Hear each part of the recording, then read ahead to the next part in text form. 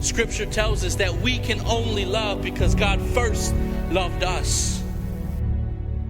For God so loved the world that whoever will believe in him will not perish, but have everlasting, that means without end, everlasting life.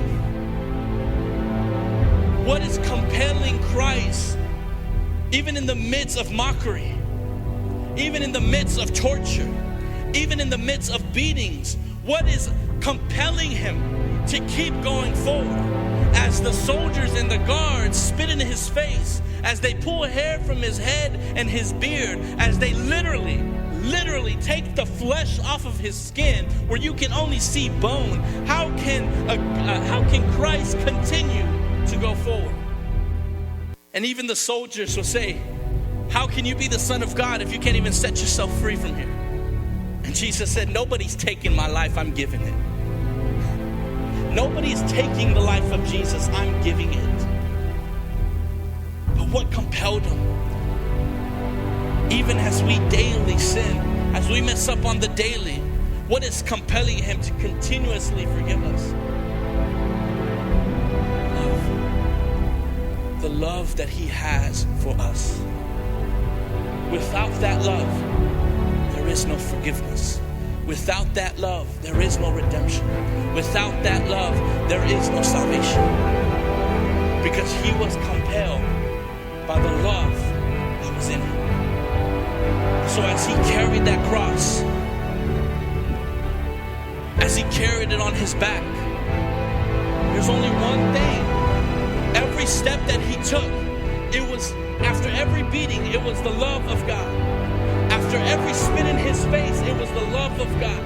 As the weight of the cross was bringing him down, it was the love of God that kept pushing him forward. As people were mocking him in his face, it was the love of God that was pushing him forward. And even as others around him were saying, crucify him, it was the love of God. And even those friends and those disciples that saw all the miracles, that saw everything that was happening, even as they betrayed him and said that they didn't know him, and began to say, I don't know this guy. As Peter denied him 3 times, what was it that kept him going? It was the love of God that kept pushing him forward. And even though he knew that not everybody would accept him and not everybody would believe him, he still kept going forward to give everybody the opportunity. And even as he hung on that cross, as they set him down, as they knelt him in his hands and in his feet with the crown of thorns around his head, and as he stood there and literally draining every ounce of blood in his body,